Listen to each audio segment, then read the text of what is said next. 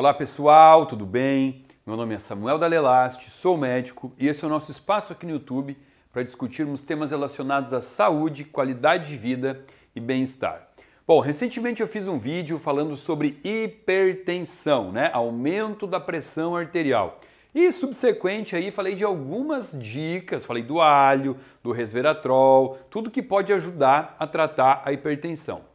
Aí, pensando cá com meus botões, lembrei, poxa, mas embora a hipertensão seja muito comum, realmente, infelizmente, é muito comum, existe outra coisa que é muito comum dentro do meu consultório, que são pacientes que chegam relatando isso aqui, ó, hipotensão postural. E a gente vai entender um pouco do que é esse nome, né? Ó, o oposto da hipertensão, hipotensão postural.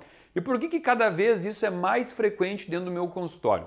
Porque eu percebo que cada vez mais o meu público está ficando mais velho, estou atendendo pessoas mais idosas. Antigamente as pessoas de 70, 80 anos, elas pensavam assim, eu não vou lá naquele médico que trabalha com essa coisa de qualidade de vida porque eu tô velho. E se eu tô velho não adianta mais fazer nada. E hoje as pessoas estão despertando, elas estão vendo que a expectativa de vida está aumentando e que mesmo uma pessoa de 70, 80 anos, ela tem condições de fazer um tratamento, fazer uma reposição se necessário de minerais, vitaminas, hormônios, o que está faltando no corpo, quando reposto, melhora a qualidade de vida. E a hipotensão postural, a gente vai ver aqui, embora tenham outras diversas causas, a mais comum ainda é o processo do envelhecimento. Então, apenas a título de caracterizar aqui, o que seria uma pressão normal? Aquela pressão que ficou estabelecida como uma pressão ideal para qualquer indivíduo, não importa sexo, não importa peso, não importa nada. Seria assim, ó, a gente separa, a gente fala de sístole e diástole, que são os dois movimentos do coração, A sístole, que é o coração contraindo, e a diástole, que é o coração relaxando. Então, a pressão sistólica, ela seria, no máximo aqui, 120 milímetros de mercúrio. Enquanto que a pressão diastólica, que é a do coração relaxando, ela seria de 80 milímetros de mercúrio. Então, essa aqui é a pressão ideal, considerada ideal, ok? Bom, a partir disso, a pressão ela pode aumentar, hipertensão, ou diminuir, que a gente vai chamar de hipotensão. O que a gente sabe é que a pressão mais baixa, ela está ligada a maior longevidade. Isso sim, tá? Então, digamos uma pessoa aqui que tem uma pressão 100 por 60. Ah, Samuel, isso daqui é ruim? Depende. A gente tem que avaliar se essa pessoa tem sintoma, tá? Se ela não tem sintoma, viver com uma pressão mais baixa igual a longevidade maior. Quais são os principais sintomas da diminuição da pressão? A gente tem que pensar aqui, ó, vamos construir junto. Eu tenho um mecanismo hidráulico no corpo, que são os canos, que são artérias e veias, que vão distribuindo sangue. Sangue distribui oxigênio, distribui nutrientes, distribui tudo que os tecidos precisam para manter a sua função, tá? Mas aqui, a primeira coisa que vai diminuir com a hipotensão é a diminuição do que a gente chama de perfusão. A gente está falando assim, ó, oxigênio. Tecido precisa de oxigênio. E se eu tenho menos pressão dentro da artéria, eu posso ter menos distribuição de oxigênio. Qual é o órgão que vai mostrar que, primeiramente, vai se afetar com uma privação de oxigênio? Obviamente, o cérebro. O cérebro ele precisa de duas coisas para viver, glicose e oxigênio. Isso é matéria-prima fundamental para o cérebro trabalhar. No momento que eu privar o cérebro de glicose ou oxigênio, eu vou começar a ter tontura, eu vou começar a ter uma sensação talvez de vertigem, aquela coisa que pode ser confundida com uma labirintite, pode ter uma alteração da visão, aquela visão pode ficar mais turva. E também, como eu estou privando de oxigênio os outros tecidos do corpo, eu já falei para vocês aqui 1 milhão de vezes, não é propaganda da Calvin Klein, isso aqui significa ciclo de Krebs, tá? Ciclo de Krebs. Krebs foi quem descreveu a formação, dentro da mitocôndria, a formação de ATP, que ATP é igual a energia. Porém, ciclo de Krebs não ocorre sem oxigênio. Então, uma pessoa que não tem a entrega para o ciclo de Krebs do oxigênio adequado, ela pode ter menos produção de energia e se sentir mais cansada. Então, quais são os sintomas aí, né? Para saber, ó, acabei de descrever. Pressão baixa igual a cansaço, tontura, vertigem, visão turva. Se o paciente não tem nada disso, ele pode viver com uma pressão mais baixinha assim. Porém, se isso daqui diminuir mais, aí com certeza o paciente vai ter problemas. E qual é a maior causa de pressão menor do que essa que eu botei aqui no quadro? É isso que a gente vai falar aqui, então, sobre hipotensão postural, ou também chamada de hipotensão ortostática. Também é um sinônimo para falar de hipotensão postural. Ó, vamos entender essa expressão aqui. O que quer dizer postural? Quer dizer postura. Então é uma hipotensão causada por uma troca de postura. E o que significa ortostática? O que é a posição ortostática? É essa que eu estou aqui falando com vocês agora. Eu estou na posição ortostática, eu estou em pé. Existe outra posição que a gente vai falar de decúbito ou posição supinada. Não tem aquele exercício da academia que a gente deita num banco para fazer supino? Por que chama? Porque você deita num banco numa posição supinada. Então a gente vai usar esses termos aqui, ó. Posição supinada, deitado. Posição ortostática, em pé. Agora, vocês já pararam para pensar que assim, ó, quando eu tô com o corpo deitado em posição supinada, eu vou arriscar aqui fazer um desenho, mas eu sei que o Fernando ele vai ajudar a gente e vai colocar uma imagem mais bonitinha aqui, né? Ó, aqui seria uma pessoa deitada. Como é que eu desenho os bracinhos aqui, Fernando? Vamos botar aqui, ó. Ó, mãozinha, aqui, ó. Isso daqui seria uma pessoa deitadinha. Vamos desenhar. Gostei. A cabeça, ó, né? Aqui, ó, pronto. É um extraterrestre. Temos um extraterrestre aqui. Ó, a pessoa está deitada. O que está acontecendo? Existe algo que chama-se ação da gravidade.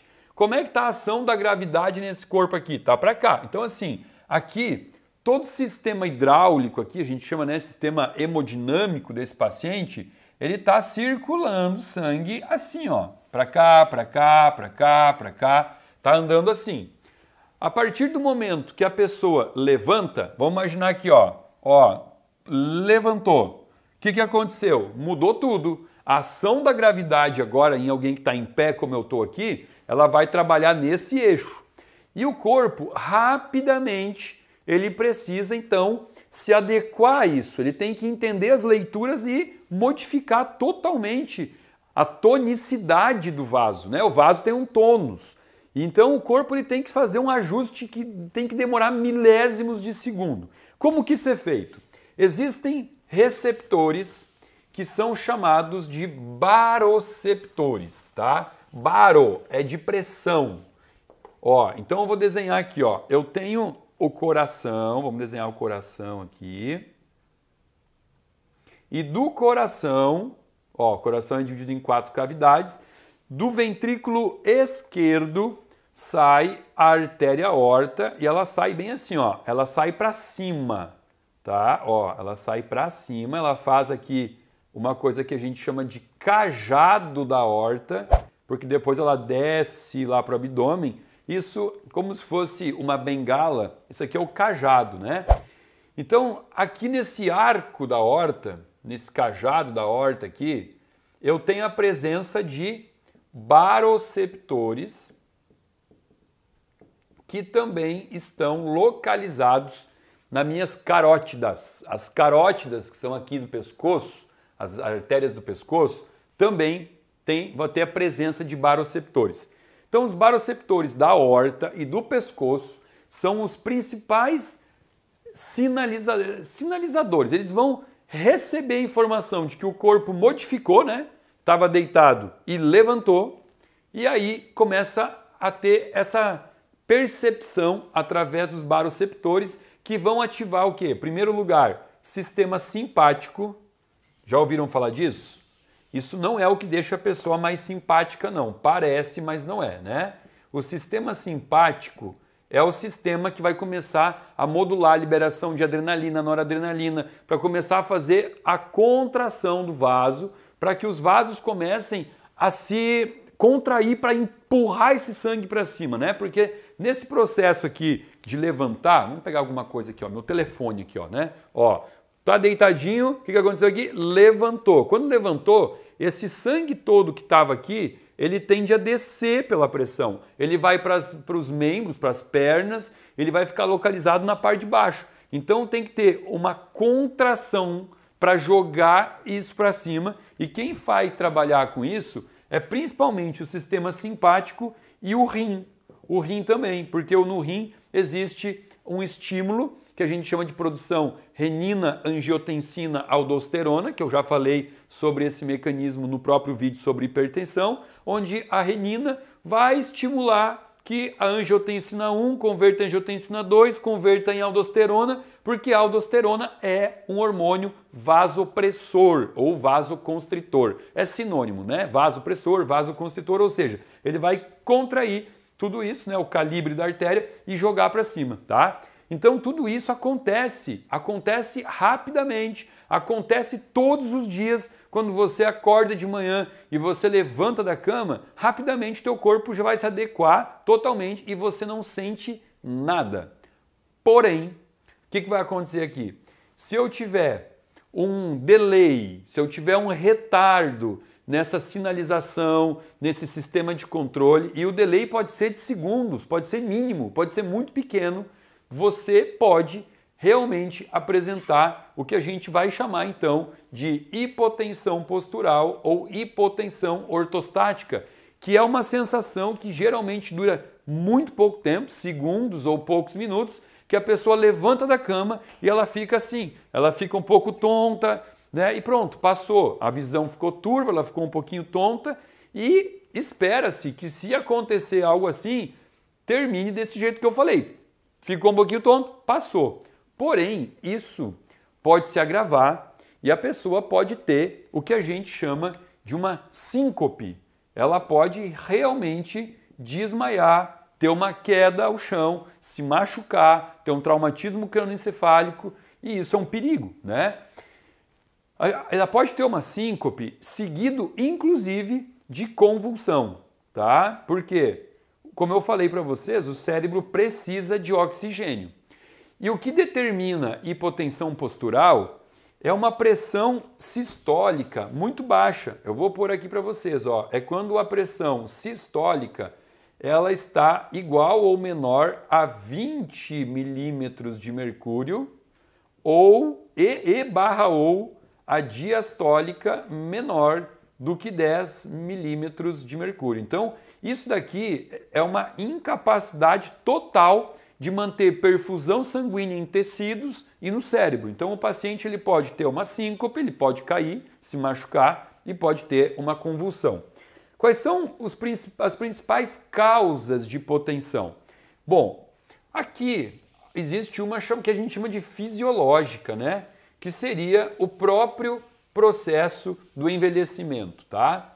O processo do envelhecimento, ele vai trazendo uma diminuição da capacidade dos baroreceptores. Travou. Vamos de novo. Baroreceptores, né? Mas eu posso falar baroreceptores também, tá tudo certo. Não tá errado. Então o processo do envelhecimento, ou chamado senescência, é uma das principais causas aqui de hipotensão postural. Outra comum, bom, vamos botar aqui envelhecimento. Outra causa comum aqui, uso de medicamentos. Existem sim medicamentos que podem fazer com que a hipotensão postural seja mais comum. Esforço físico. Muito comum principalmente em academia. Quando você está fazendo uma atividade de esforço físico muito grande, você vai estar fazendo que haja uma exigência maior de sangue naquele músculo, né? Então aqui é muito difícil uma hipotensão postural em alguém que está fazendo um exercício de bíceps, porque o bíceps é um músculo pequeno.